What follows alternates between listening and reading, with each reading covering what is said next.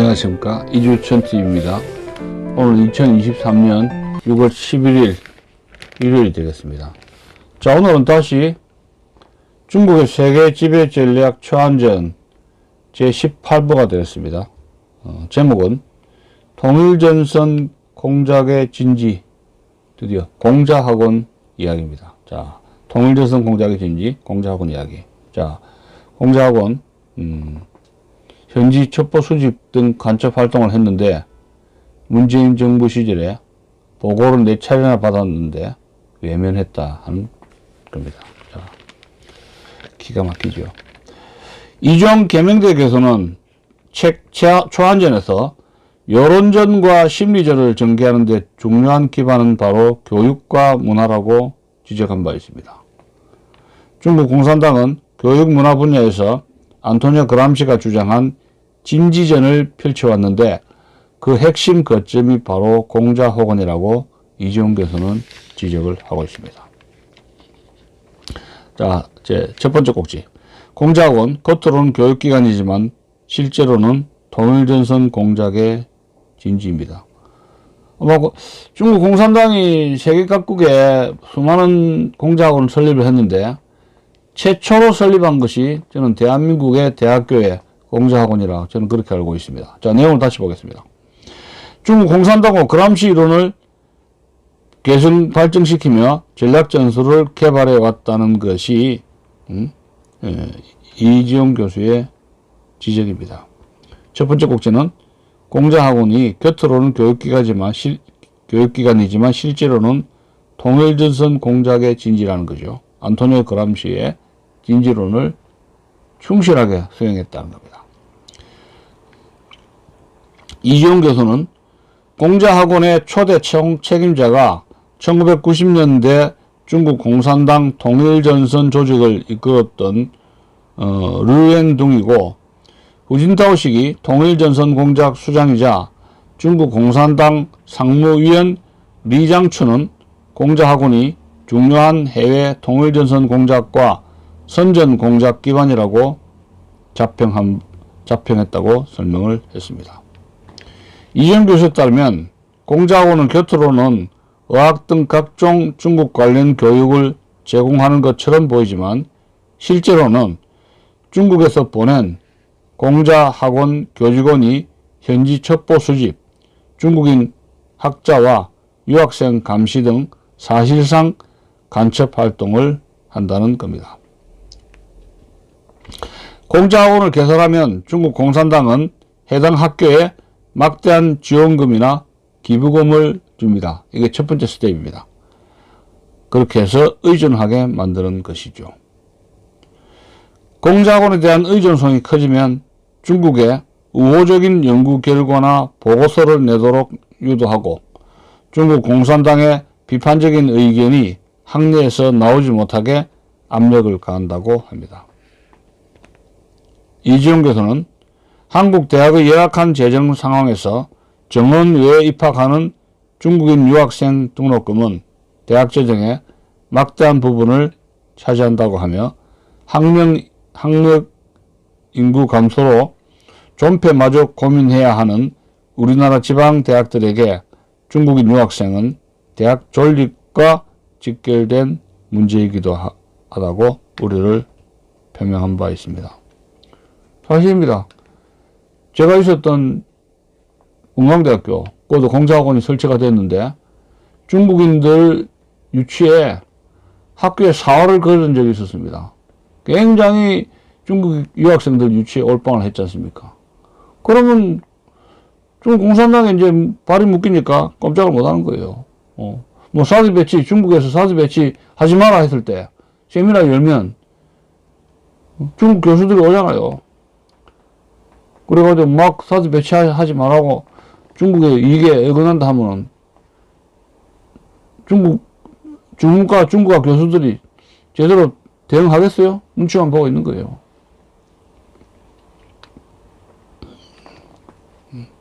중국 학생들이 대학원 학부에 들어옴으로써 지방의 대학들이 중국 공산당에게 볼모가 된 그런 상태가 지금 대한민국의 특히 지방대학교의 현주소라는 것을 저는 감히 말씀을 드리는 겁니다. 저도 그 대학 교수로서 31년 있었지 않습니까? 제가 그 실정을 잘 알잖아요. 자, 두 번째 꼭지 봅시다. 여전히 공자학원 놔두고 있는 한국 정부입니다. 한국 정부는 이거 공자학원에 대해서 문제를 아는지 모르는지 그냥 방치를 하고 있어요. 근데 미국과 EU 등지에서는 이미 공자학원은 퇴출 수속이 진행 중이라는 겁니다.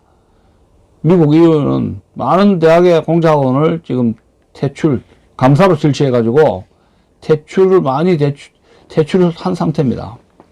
한국은 아직도 공자학원 퇴출을 하지 않고 있지만 미국과 유럽에서는 이미 공자학원 퇴출을 진행을 하고 있다는 겁니다.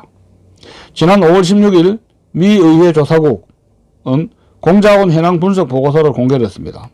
미국에는 2005년 메릴랜드 대학에서 공자학원이 처음 생긴 뒤 2017년 118곳까지 불어났습니다.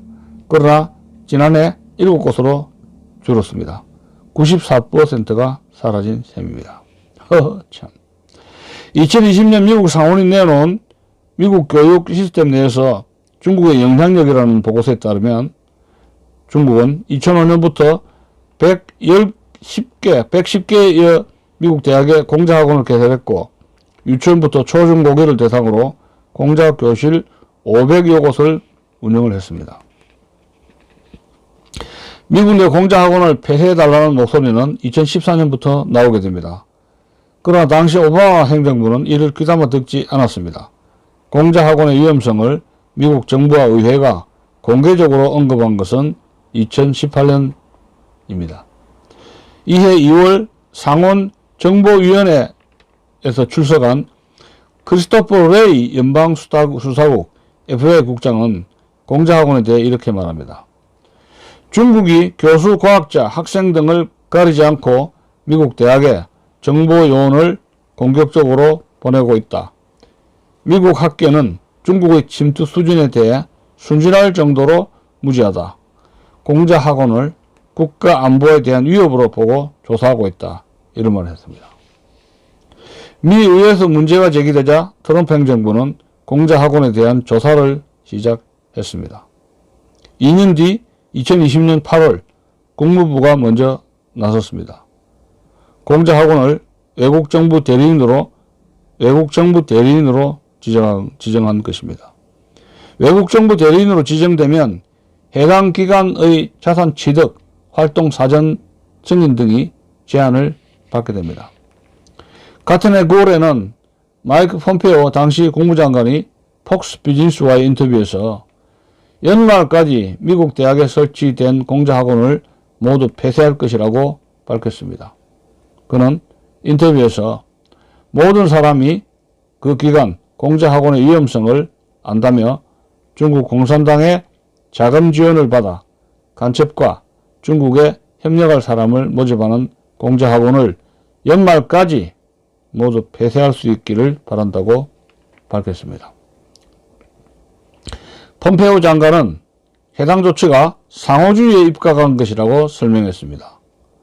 중국 공산당이 미국 외교관의 현지 대학 방문을 자유롭게 허용한다면 이런 조치도 없었을 것이라고 설명을 했습니다.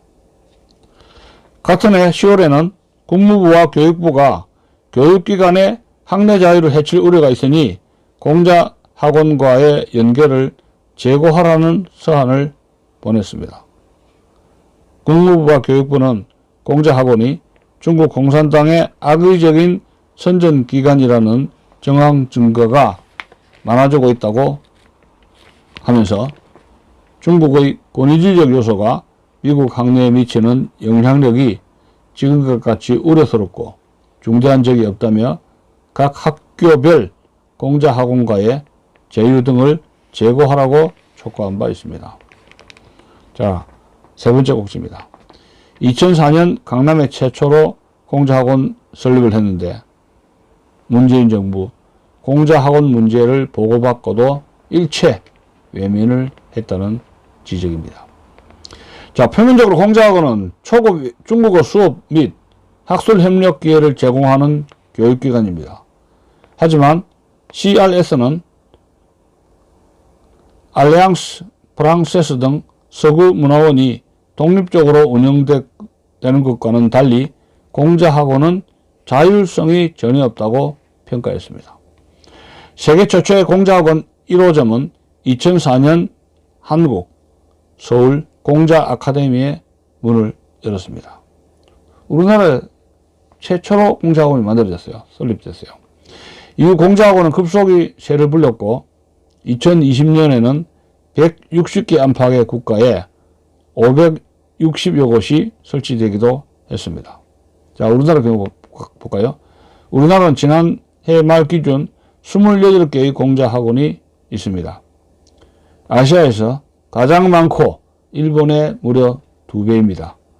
이 가운데 고등학교에 설립된 곳도 있습니다. 아시아에서는 공자학원이 세계적으로 한국이 공자학원이 맨 먼저 설립되었고 숫자가 아시아에서 제일 많다는 겁니다. 일본의 2배라는 거예요. 이거 어쩔 거예요? 왜 폐쇄 조치를 안 해요?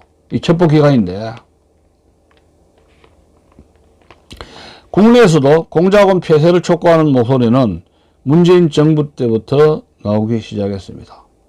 하지만 지금까지 이렇다 할 조치가 전혀 없습니다. 윤석열 정부 들어와서도 그렇다는 거예요.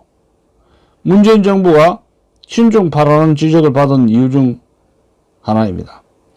지난 2월 달에 MBN은 뉴스방송 MBN은 문재인 정부가 중국 공산당 체제를 선전하는 공자학원의 행태에 대해 정권 말까지 최소한 4차례 보고를 받고도 무대응으로 일관했다고 보도한 바 있습니다. 공자학원이 문제가 많다 4차례 보고를 했다는 거예요. 근데 문재인 정부는 이 보고를 깔아뭉갰다는 거예요. 방송에 따르면 동북아 역사재단은 2021년부터 2022년 2월까지 문재인 정부에게 국내 공자학원 동향 보고를 최소한 4차례 했다는 겁니다. 동북아의 역사재단은 외교부 등 관계부처의 요청에 따라 공자학원의 동향을 파악, 보고했다는 겁니다. 자, 네 번째 꼭지입니다. 공자학원 국내 대학에서 중국 공산당 체제와 시진핑을 찬양을 합니다. 자, 재단 측이 보고한 공자학원의 공산주의 체제 선전 사례를 보면은 이런 것입니다. 2019년 호남의 한 대학에 있는 공자학원은 강사와 수강생, 유학생 대표들을 모아놓고 중국 10명씩 영상을 시청하도록 했습니다. 이 공자학원은 인류 문명 공동체 사상을 이해했다는 글도 게시했습니다. 인류 운명 공동체 사상이란 시진핑 중국 국가주석이 미국 주도의 세계 질서에 반대하며 내놓은 것입니다. 참. 시진핑의 인류 운명 공동체 사상을 선전한 겁니다. 공자학원이. 2020년에는 충청도의 한 대학 내 공자학원이 중국어 시 암송 대회를 열었는데 1936년 국공내전 당시 모택동에서는 공산주의 찬양시를 읽기도 했습니다. 큰일 났습니다.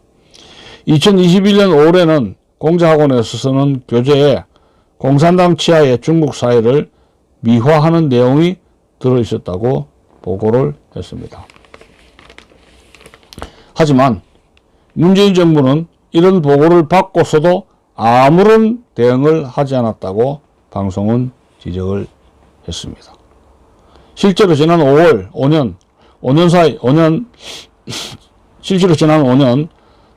새 공자학원의 문제점과 의혹을 지적하는 언론 보도가 적지 않았으나 문재인 정부를 이를 계속적으로 수수방관했습니다.